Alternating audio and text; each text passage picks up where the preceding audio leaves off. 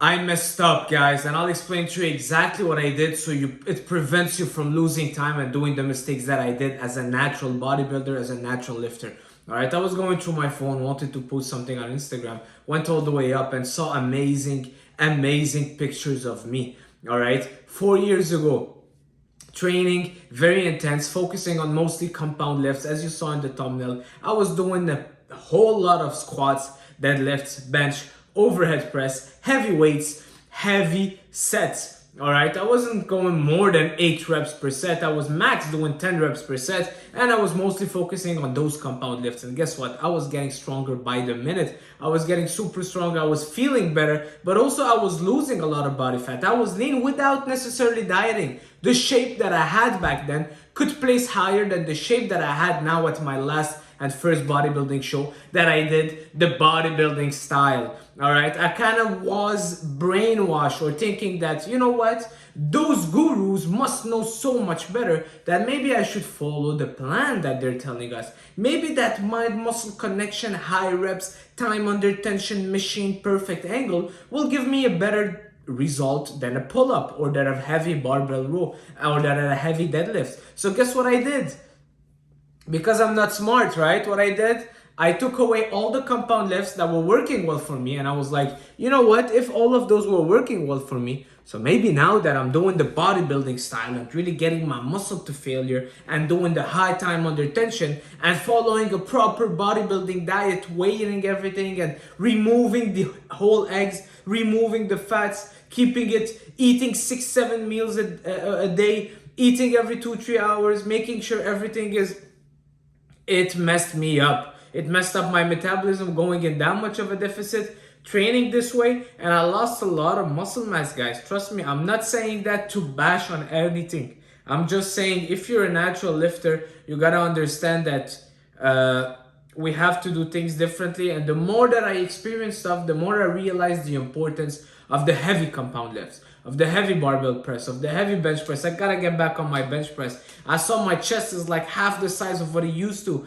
But guess what I was doing? Only bench press. Bench press, I used to finish with cable flies and push-ups. That was it. 80% of my time was spent on the bench press. We all say we want the golden era physiques. The golden era bodybuilders were doing mostly compound lifts. I'm sorry, but Arnold did not set up his bench to a 45-degree angle to do the lat pull down single arm with a squeeze and a stretch. No, it's the opposite. He was loading up that barbell row and swinging and rounding his back. And guess what? He had a pretty better back than most of bodybuilders nowadays. All right. So I want to be vocal about it because I kind of blindly trusted this new age bodybuilding style workout of mostly machine and mostly, I mean, I was getting ready for a show, and you know, when you get ready for a show, you're like, you know what, I gotta be the best and I gotta follow someone or something or a plan or a system that works. But it didn't work well for me. And most of the guys that did well on stage, there was a guy who was looking pretty good, pretty lean, pretty shredded. He showed me he was doing a 405 deadlifts 4 to 5 days before his show.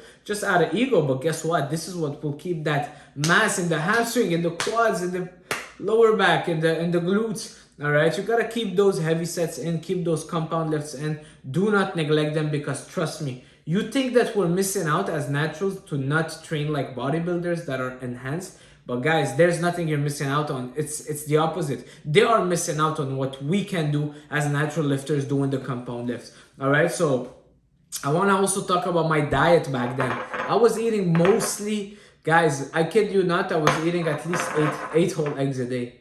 8 whole eggs a day. Yes, it sounds crazy. 8 whole eggs a day.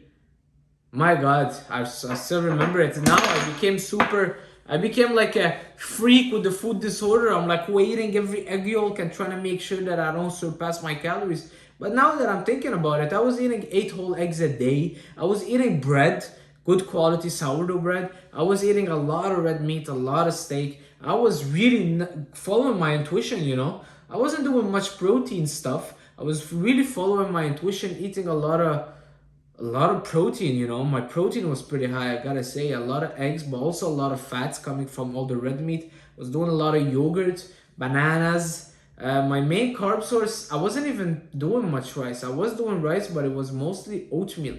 I'm trying to remember. But yeah, guys, you know. it's just making me think that we're following a system sometimes that might not be the right thing for us. For me, at least, my body reacts so well under those heavy compound lifts, and I want to get back to those basics. I can't right now because I'm coming out of the post-show phase, but I gotta put some meat back on and get back under that bar. All right, the heavy squats, the heavy deadlifts, the heavy bench press. I'm sorry to disappoint you if you're thinking that you can go other way, but no, that's what it takes as a natural if you want to keep progressing. All right. So a lot of people will talk bad about Michael Hearn. Go watch Michael Hearn plan and how he trains. He's under that heavy bar and he's grinding it, as opposed to the guy on the leg press and trying to get the perfect angle to get the good tension. Yeah, that's important too. It's not an either or, but a lot of times as bodybuilders, when we're trying to compete, we take away all the compound lifts, we take away the whole eggs, we take away the steaks, we take away all those stuff, and guess what happens? We end up looking like a billiardo stick on stage. All right, that's not what you want. Let's get it back. Let's get it back, man. I'm refining that passion for strongman and powerlifting. And actually, when I started training, I wanted to be a powerlifter. And maybe my genetics are just better for a powerlifter. All right, give me that food. I'm a big eater, man. I'm a big eater. Maybe I can just use and play my game. Play my game. My game is not getting shredded. My game, I can't get that shredded. My game is eating, lifting, being big, thick, deadlifting. I miss it. I miss it.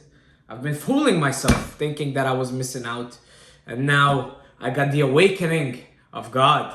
And I'm back on the heavy stuff. So that's it for this video, guys. Why I make these videos? Because I want to show you that I'm not a guy that will just tell you something and stick to it. But only fools don't change their ideas.